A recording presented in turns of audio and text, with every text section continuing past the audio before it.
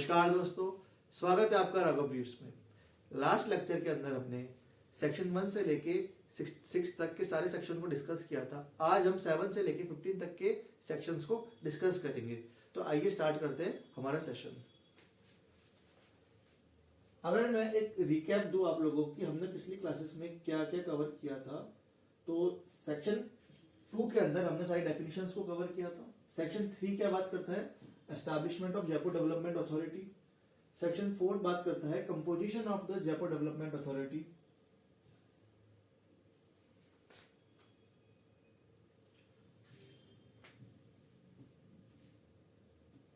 सारे सेक्शन सारे क्लॉजेस को हमने डीपली डिस्कस किया था।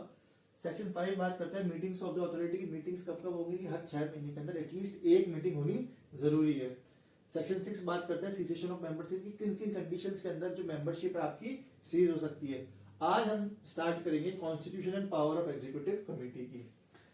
सेक्शन 3 और सेक्शन 4 जो है वो बात करता है constitution and composition of Jaipur development authority की। सेक्शन 7 क्या बात करता है कि constitution and power of executive committee. अब ये एग्जीक्यूटिव कमेटी कितनी इंपॉर्टेंट है हम लोगों के लिए? क्या ये एक टेम्पररी कमेटी है या ये परमानेंट कमेटी है? कि Jaipur development authority or executive committee, इन दोनों में मेजर डिफरेंस क्या है? तो जो जेडीए है वो क्या करेगी? वो एक सुपरवाइजरी रोल जो है अदा करेगी, जहां पर जो भी पॉलिसीज या फिर जो विजन डॉक्यूमेंट्स होगी उनके ऊपर अगर डिसीजन लेना है तो जेडीए लेगी। वहीं अगर ग्रास रूट लेवल पर कोई भी प्रोजेक्ट, कोई भी डेवलपमेंट का प्लान है, स्कीम्स है या कोई भी प्रोजेक्ट है, उन पे कौन लेगी एक्शन? उन पे लेगी एग्जीक्यूटिव कमेटी जो है डिसीजन लेगी। तो एग्जीक्यूटिव कमेटी जो है उन हर छोटी छोटी चीजों पर डिसीजन लेगी जो डेली के अंदर आपको परमिशन देनी है। तो वहां पे क्या किसका रोल आएगा? एग्जीक्यूटिव कमेटी का। तो अब हम बात कर लेते हैं कि कौन कौन से जो मेंबर्स हैं वो एग्जीक्यूटिव कमेटी के अंदर होंगे।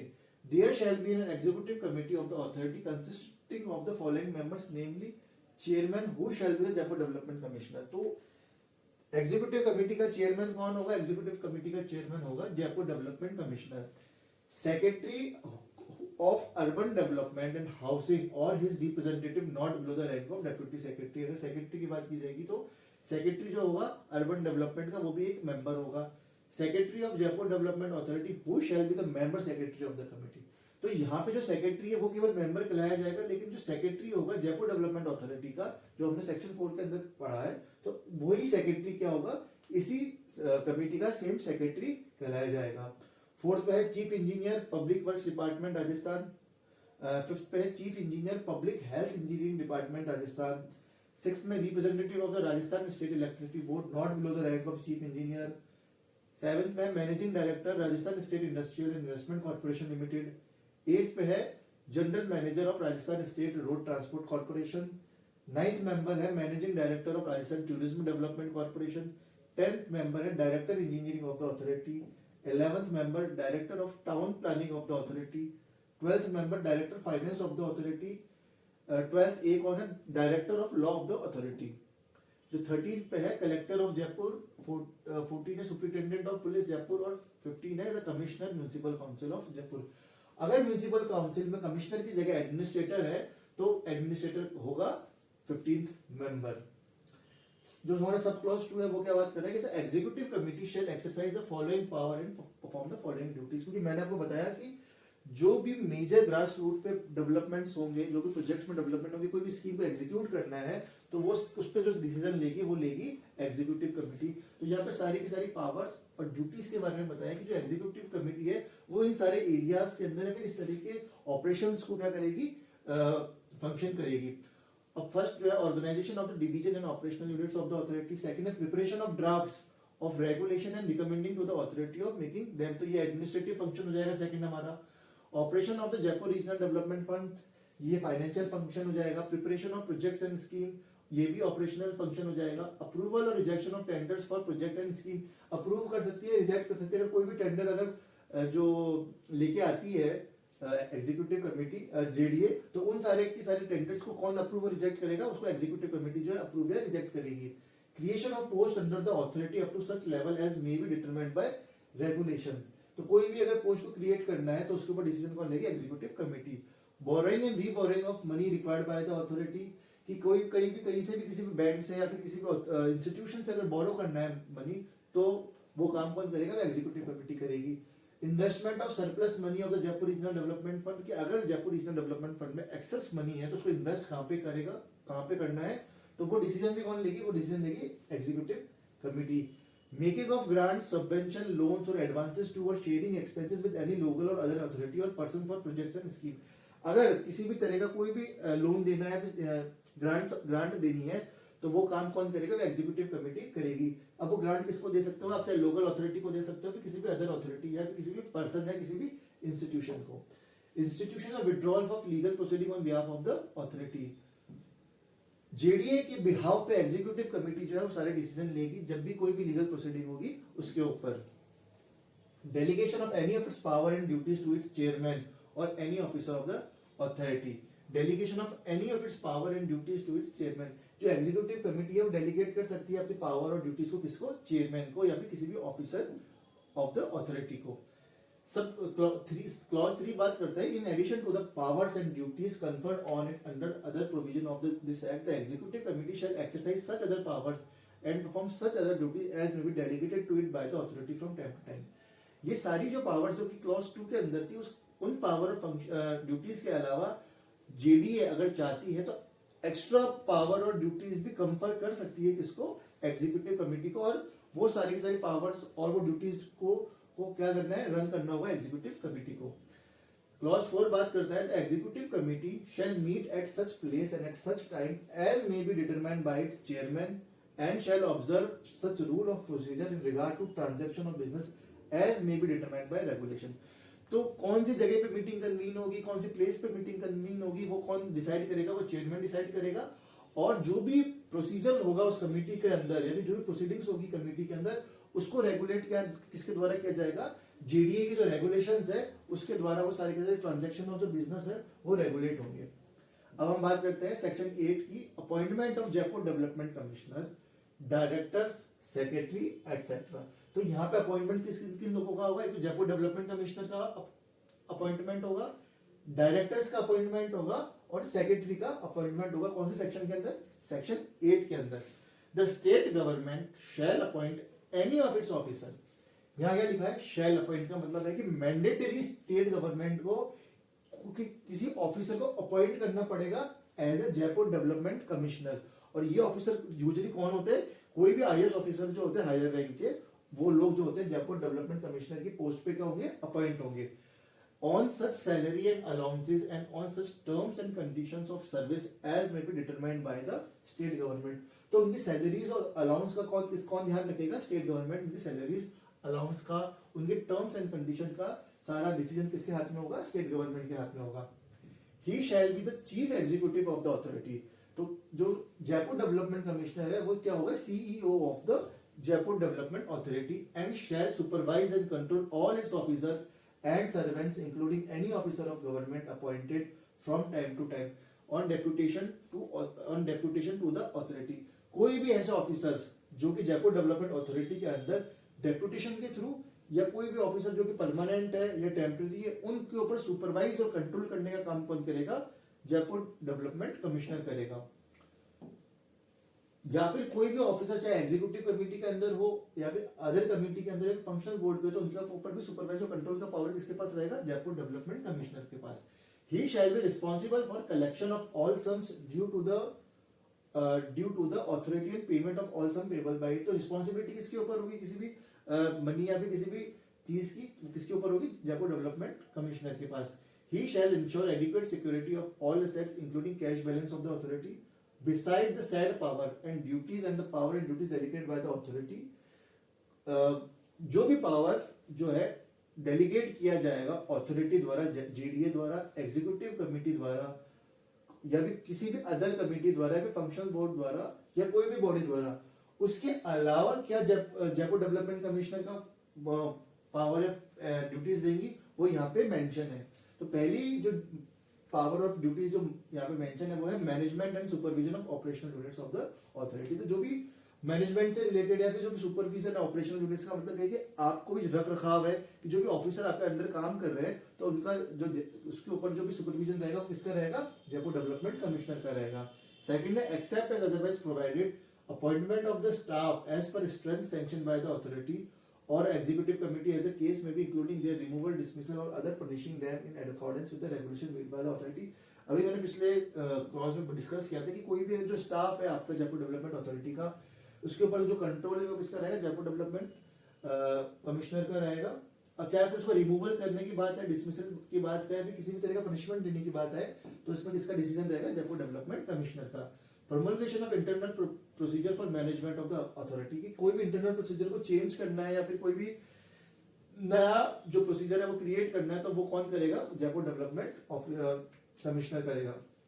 Administration of project and schemes of the authority, administer कौन करेगा प्रोजेक्ट और स्कीम्स के अथॉरिटी का, Jaipur development commissioner. Grant of any permission required to be given under this act or refusal thereof on behalf of the authority. ये वाला जो point है आप इसको अच्छे से याद कर लीजिए, इसको मैं वापस रिपीट करवाऊंगा आने वाले सेक्शंस में, कि किसी भी तरह की कोई परमिशन चाहिए, फॉर एग्जांपल कि लैंड अलॉटमेंट के रिगार्डिंग कोई भी परमिशन चाहिए, या फिर किसी भी बिल्डिंग से रिगार्डिंग परमिट चाहिए, या कोई भी एनओसी चाहिए किसी भी डेवलपमेंट के लिए, तो वो सारे के सारे परमिशन किसके द्वारा दी जाएगी, वो दी जाएगी जयपुर डेवलपमेंट कमिश्नर द्वारा। Calling tenders, scrutinise them and approve और रिजेक्ट देम, किसी भी तरह के टेंडर्स को बुलाने के लिए कि कोई पर्टिकुलर डेवलपमेंट या प्रोजेक्ट है, उसके ऊपर टेंडर्स हम लोग बुला रहे हैं कि, तो उस टेंडर के अंदर अगर 1 करोड़ से कम का टेंडर है तो उसको स्क्रूटिनाइज कौन कर सकता है, उसको स्क्रूटिनाइज कर सकता है जयपुर डेवलपमेंट कमिश्नर। लेकिन वही 1 करोड़ से ऊपर का अगर टेंडर है तो क्या करेगा जयपुर डेवलपमेंट कमिश्नर, वो क्या करेगा, वो एग्जीक्यूटिव कमेटी को रिकमेंड कर देगा और एग्जीक्यूटिव कमेटी को जो है वो उसको स्क्रूटिनाइज करेगी उस पर्टिकुलर टेंडर को।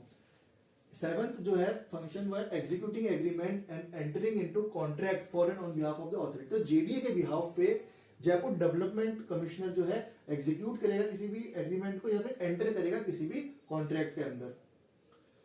All other power function and duties as may be determined by regulation, या फिर कोई भी ऐसा पावर या फिर कोई भी फंक्शन ड्यूटीज है जो कि रेगुलेशन द्वारा बताई गई है, उन सबको कौन परफॉर्म करेगा, उनको परफॉर्म करेगा Jaipur development commissioner. Second clause बात करता है to aid and advise the Jaipur development commissioner the state government shall appoint the following directors. Section 8 के अंदर मैंने आपको हेडिंग में बताया था कि सबसे पहले कौन अपॉइंट होगा, जयपुर डेवलपमेंट कमिश्नर। सेकंड कौन अपॉइंटमेंट होगा, सेकंड अपॉइंट होंगे डायरेक्टर। थर्ड कौन अपॉइंट होंगे, सेक्रेटरी। तो सेकंड जो आपका क्लॉज है वो ये बात कर रहा है कि एड और एडवाइस करने के लिए, किसको एड और एडवाइस करने के लिए, जयपुर डेवलपमेंट कमिश्नर को हेल्प करने के लिए state government mandatory shall appoint the following directors. अब कौन से वो डायरेक्टर्स होंगे, director engineering who shall not below the rank of chief engineer of the civil construction. Second है director town planning who shall not below the rank of chief town planner or chief town planner and architecture advisor. Third है director finance who shall B not below the rank of chief accounts officer.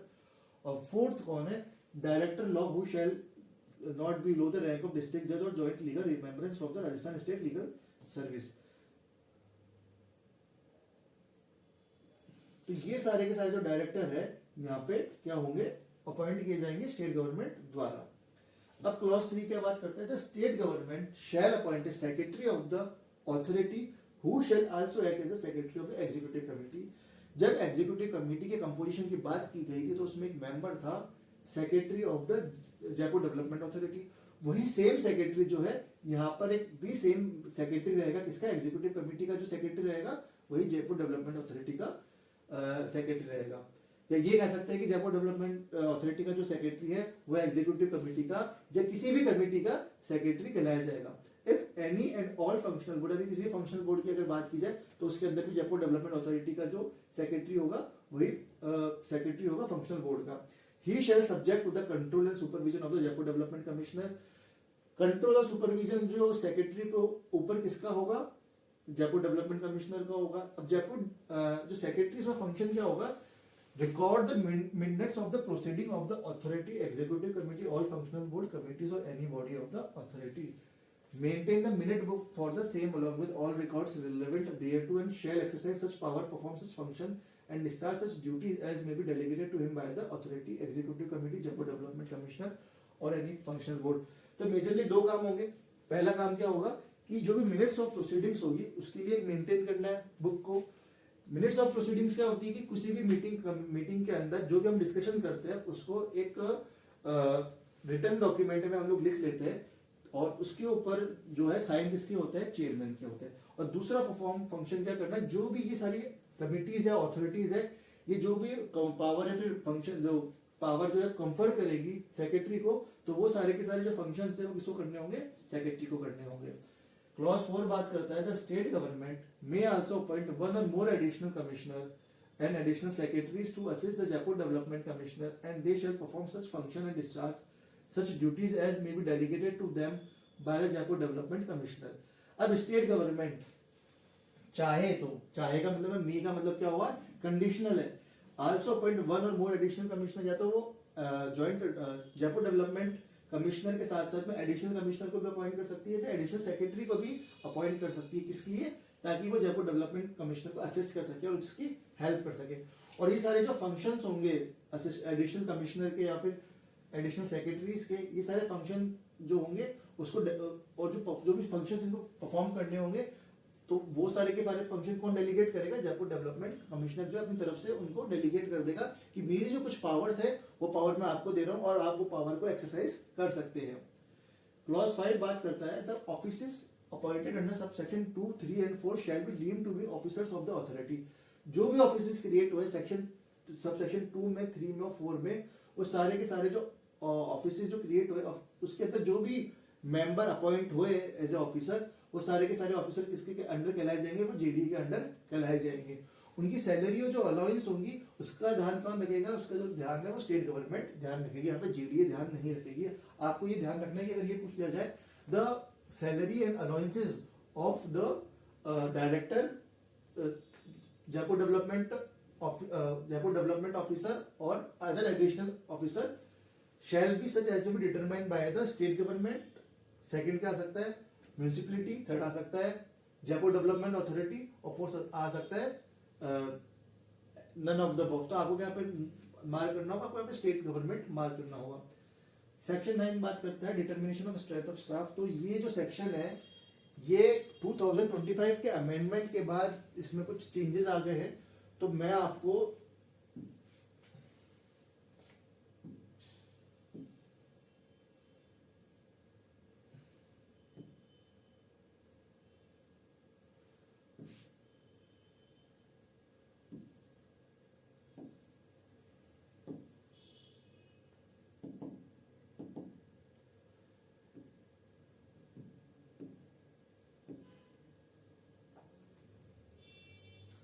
तो section 9 क्या बात करता है, power to create separate common service for the authority.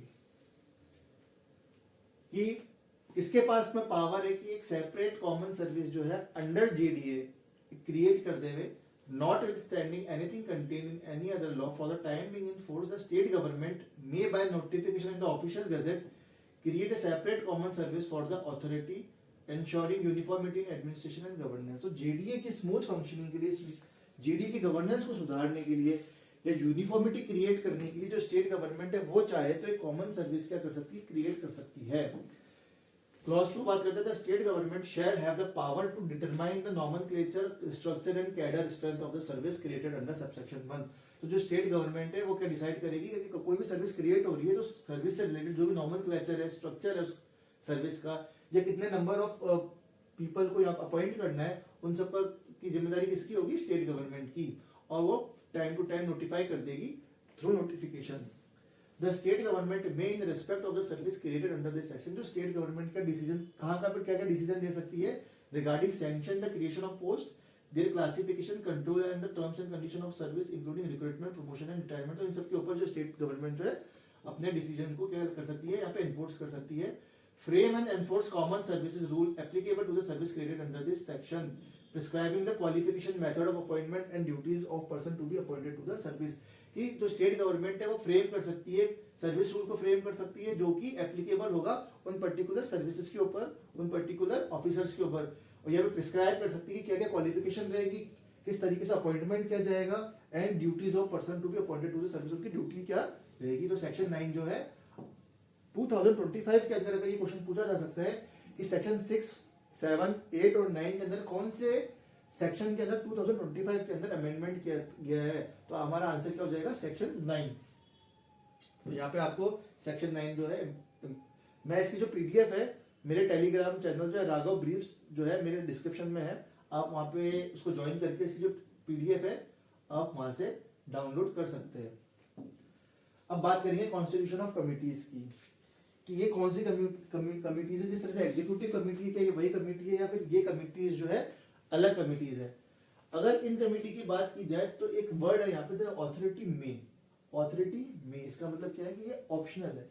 अगर JDA को ऐसा लगता है, एग्जीक्यूटिव कमेटी को ऐसा लगता है कि कुछ ऐसे मुद्दे हैं जहां पर हम लोग डिसीजन नहीं ले पा रहे क्योंकि हमारे पास सफिशिएंट एक्सपर्ट्स नहीं है, सफिशिएंट टाइम नहीं है, हम लोग अदर काम के अंदर इतने बर्डन ऑफ है कि हम लोगों के पास हम लोग इस पर्टिकुलर मुद्दे पे डिसीजन नहीं ले पा रहे, तो एक कमेटी क्या क्रिएट कर दी जाएगी। अब इसको कौन क्रिएट करेगा?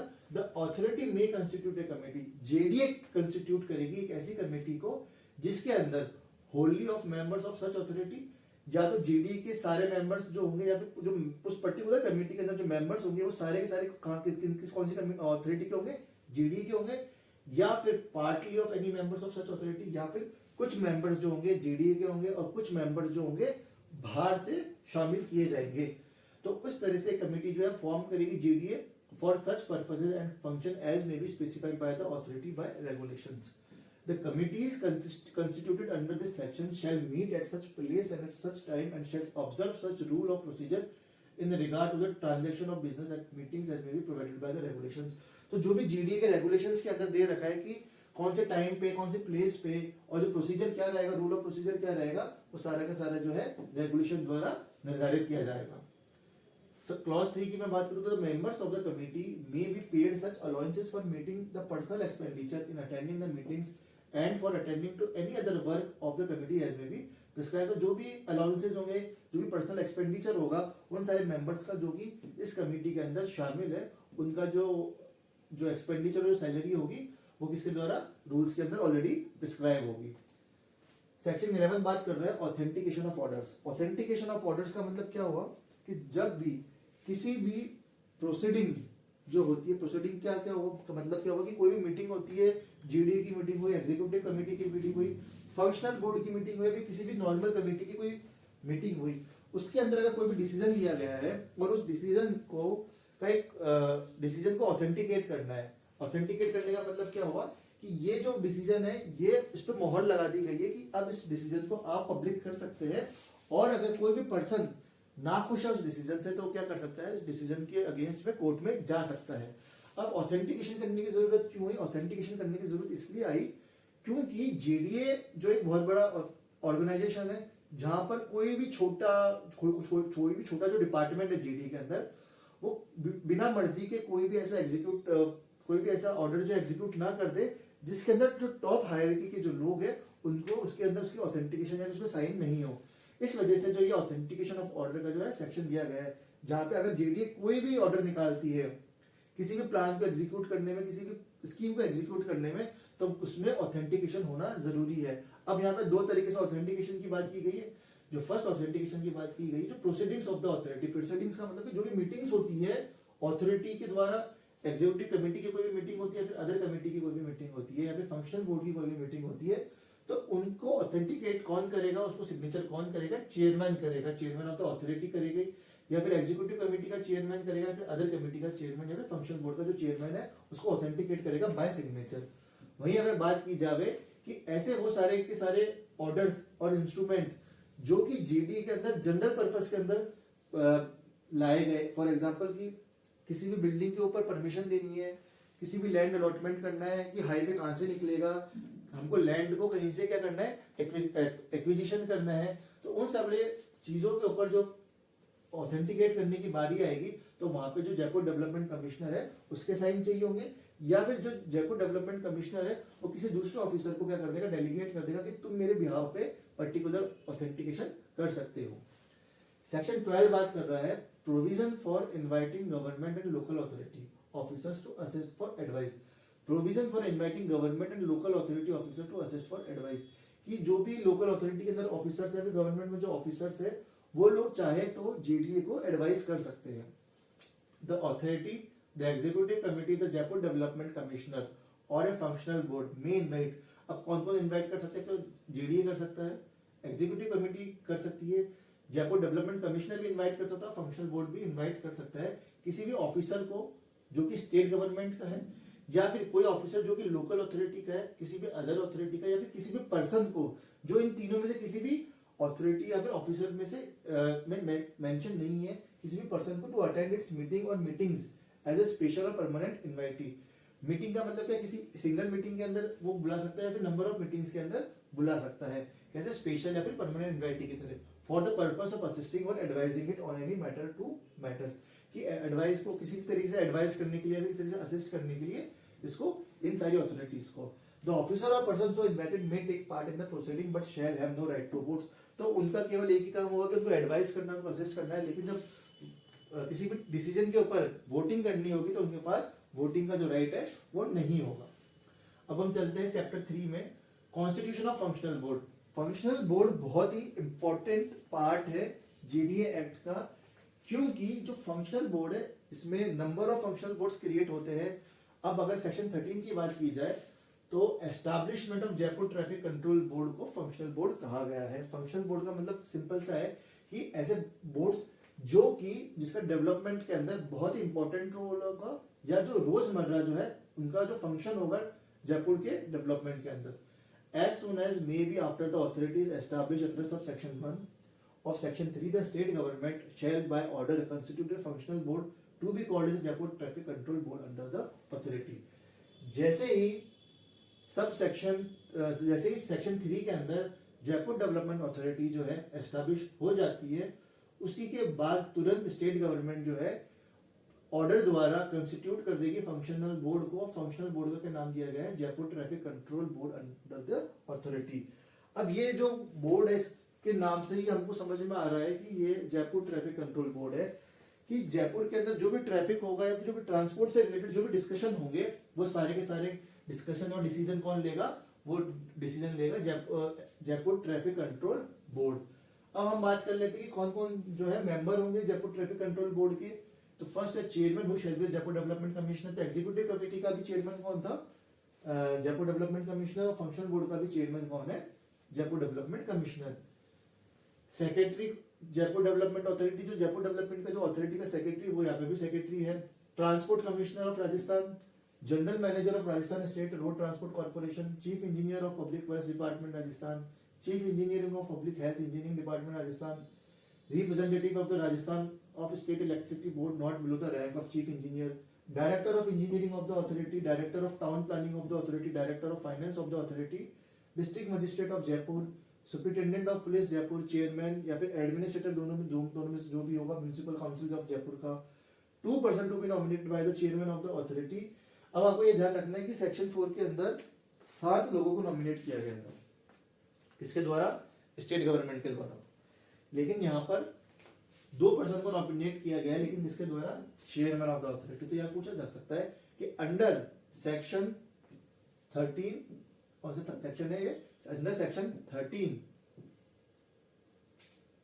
2 person to be nominated by home, chairman of the authority, या फिर केवल जेडी आ सकता है कि जयपुर डेवलपमेंट अथॉरिटी, थर्ड आ सकता है स्टेट गवर्नमेंट, फोर्थ आ सकता है म्यूनिसिपलिटी। तो हमारा आंसर क्या हो जाएगा, चेयरमैन ऑफ द अथॉरिटी जो है वो नॉमिनेट करेगा उन 2 पर्सन को जो कि इस पर्टिकुलर फंक्शनल बोर्ड के मेंबर होंगे। The Jaipur traffic control board shall exercise the following power and perform the following duties namely. तो यहाँ पे सारी की सारी मेंशन कर रखी है कौन कौन सी फंक्शंस जो है जयपुर ट्रैफिक कंट्रोल बोर्ड के होंगे। तो फर्स्ट है to prepare a master plan for traffic control in Jaipur city and to take step in a phase manner for its implementation. Second है to take steps to modernise the traffic control system की modernisation की बात की जाएगी। Traffic light को modernise करना है कि हम जो देखते हैं कि रोड के ऊपर अलग अलग तरीके से मार्किंग की जाती है, रात के अंदर जो स्टिकर्स लगाए जाते हैं, उन सब के रिलेटेड जो कौन डिसीजन लेगा, Jaipur traffic control board. To lay down the policy for issuing traffic licences of light and heavy vehicles, to determine policy for one way traffic, to impose restriction for certain hours on certain kind of traffic on certain roads, to bar certain vehicles on certain roads, to determine parking places, stand, stop and cycleways and other matter connected therewith, to lay down guidelines for raising sign signals, barriers and speed breakers, to grant permission to any person, government department, central or state, any local authority or any other body to cut the roads for various purposes and to impose condition thereof. 7 है to demolish traffic hazard, कि किसी भी तरह का ऐसा लगता है कि ऐसा कोई पर्टिकुलर स्ट्रक्चर खड़ा कर दिया गया है जो स्ट्रक्चर जो है कहीं ना कहीं क्या हार्मफुल हो सकता है ट्रैफिक के लिए. Obstacle and to determine compensation in such cases in accordance with regulation. To solicit help of the citizen and association of repute to advise and raise funds for traffic control and traffic education in accordance with the rules. ये सारे के सारे self speaking और functions है जिसमें ज़्यादा आपको explain करने की जरूरत नहीं पड़ेगी. To organise traffic education, to perform all other activities pertaining to the improvement and control of traffic and such other function as may be directed by the authority. तो ये सारे के सारे जो फंक्शन है मेंशन कर रखे हैं सेक्शन 13 के अंदर. अब हम बात कर लेते हैं सेक्शन 14 की, constitution and power of functional board की. कॉन्स्टिट्यूशन के कौन कौन जो है किस तरह के फंक्शनल बोर्ड्स को कॉन्स्टिट्यूट कर सकता है स्टेट, या फिर और पावर क्या रहेंगे फंक्शनल बोर्ड के अदर पावर्स क्या रहेंगे. On the advice of the authority, यहाँ क्या लिखा है on the advice of the authority. The state government में, फिर से मैंडेटरी नहीं ऑप्शनल है, from time to time by order published in the official gazette. Authority JDA जो है वो क्या कर सकता है, एडवाइस कर सकता है स्टेट गवर्नमेंट को कि हमको जरूरत है अदर फंक्शनल बोर्ड्स की भी. जो जयपुर ट्रैफिक कंट्रोल बोर्ड है उसके अलावा भी अदर बोर्ड्स की हमको जरूरत है, तो आप प्लीज कंस्टिट्यूट कर दीजिए वो सारे बोर्ड जिनकी हमको जरूरत है. तो उसमें पहला कौन सा बोर्ड है, transport and communication board. Second है water resource management board. Third है housing urban renewable and ecology board and other functional board for achieving the objects of the authority within such names as it deems fit to specify, each having membership as provided in subsection 2. Clause 2 क्या बात करता है कि each functional board constituted by the state government under subsection 1 shall consist of a chairman and such other members not exceeding 5. ये 5 जो है इसको आप मार्क कर लीजिए, 5 से ज्यादा members नहीं होंगे. अब क्या लिखा है, shall consist of a chairman and such other members. इसका मतलब क्या होगा कि इन फंक्शनल बोर्ड के अंदर टोटल नंबर ऑफ मेंबर्स कितने होंगे, 6 होंगे, जिसमें से एक चेयरमैन होगा और बाकी 5 अदर मेंबर होंगे. 4 भी हो सकते हैं, 3 भी हो सकते हैं, 2 भी हो सकते हैं. As may be appointed by the state government, at least 2 of the members shall person who have special knowledge and experience of the subject to be dealt with by the functional board. Clause 3 बात करता है the state government may, if it thinks fit in public interest, so to do terminate the appointment of chairman or any member of any functional board constituted under the subsection 1 or reconstitute the same at any time. अगर state government को लगता है कि public interest के अंदर किसी भी chairman द्वारा कोई गलती कर दी गई या फिर जो चेयरमैन ढंग से अपनी जो ड्यूटी को निभा नहीं रहा है, कोई भी मेंबर है वो रेगुलर बेसिस पे जो है बोर्ड की जो मीटिंग्स उसके अंदर पार्टिसिपेट नहीं कर रहा है, तो जो स्टेट गवर्नमेंट है वो टर्मिनेट कर देगी अपॉइंटमेंट उस चेयरमैन का भी उस मेंबर का उस फंक्शनल बोर्ड में से. Each functional board shall in respect of the subjects on areas with its purview. ये पूरा का पूरा एरिया दे रखा है, यहाँ पे सारे मेंशन कर रखे हैं किन किन चीजों के ऊपर जो फंक्शनल बोर्ड है अपने डिसीजन को ले सकती है. Plan, identify project and schemes, initiate surveys and conduct investigation either by itself or engaging other agencies as appropriate, and prepare program and proposal for investment purpose for the consideration of the authority, indicating the authorities and agencies to be interested with the execution thereof. Second है advise the authority, authority को advise कर सकती है, executive committee को advise कर सकती है, Jaipur development commissioner को एडवाइस कर सकती है. Implement any project or scheme entrusted to it by the authority or executive committee. Implement करेगी जो वो सारे प्रोजेक्ट वो सारी स्कीम को जो कि इंटरेस्ट किया गया है अथॉरिटी या फिर एग्जीक्यूटिव कमिटी द्वारा, किसको, फंक्शनल बोर्ड को. Exercise such other powers and perform such other function and duties as may be delegated to it by the authority or as may be assigned to it by the executive committee और Jaipur development commissioner. उन सारी powers और उन सारे functions को क्या करेगी, exercise करेंगी, परफॉर्म करेंगे. कौन करेगा, फंक्शनल बोर्ड करेगा, जो कि जेडीए द्वारा, एग्जीक्यूटिव कमिटी द्वारा, जयपुर डेवलपमेंट कमिश्नर द्वारा कंफर की गई है फंक्शनल बोर्ड को. सेक्शन 15 की अगर बात करें तो meetings of the functional board, all functional board constituted under this chapter shall meet at such place and at such time as may be determined by the chairman. तो यहाँ पे जो फंक्शनल बोर्ड की जो मीटिंग होगी कौन सी जगह पे होगी, कौन से टाइम पे होगी, उसको कौन डिटरमाइन करेगा, उसको चेयरमैन डिटरमाइन करेगा. लेकिन जो प्रोसीजर की बात की जाए या ट्रांजैक्शन ऑफ बिजनेस की बात की जाए तो वो किसके द्वारा निर्धारित होगी, वो निर्धारित होगी रेगुलेशंस द्वारा. The member of the functional board may be paid such allowances for meeting the personal expenditure and attending meetings and for attending to any other work of the board as may be prescribed. तो functional board को जो भी allowances और जो भी expenditure होगी meeting को attend करने के लिए वो भी ऑलरेडी रूल्स के अंदर प्रिस्क्राइब है. तो आज के लिए बस इतना ही. अगले लेक्चर के अंदर मैं आगे के जो सेक्शन है उसको डिस्कस करूंगा। अगर आपने मेरे प्रीवियस लेक्चर को नहीं देखा है तो प्रीवियस लेक्चर को जाके देख सकते हैं। अगर आप जेएलओ जेडी की तैयारी कर रहे हैं तो मेरी आपसे रिक्वेस्ट है कि प्लीज राघव ब्रीफ्स को सब्सक्राइब कीजिए, शेयर कीजिए और कमेंट कीजिए, ताकि बहुत उन सब स्टूडेंट्स के पास में पहुंच सके जो कि अभी जेएलओ जेडी की तैयारी कर रहे हैं। अगर आप यूजीसी नेट की तैयारी कर रहे हैं तो मैं डेली 30 एमसीक्यू सीरीज जो है मेरे चैनल पे डेली अपलोड होती है, जहां पर मैं 30 एमसीक्यूज जो है आपके साथ में डिस्कस करता हूं, और वो सारे एमसीक्यूज जो है प्रीवियस ईयर क्वेश्चंस है, तो वो क्वेश्चंस बहुत ही इंपॉर्टेंट है। तो यूजीसी नेट की अगर आप तैयारी कर रहे हैं तो आप जाके उस मेरी जो प्लेलिस्ट है उसको चेक कर सकते हैं। आज के लिए बस इतना ही। जय भारत, जय हिंद।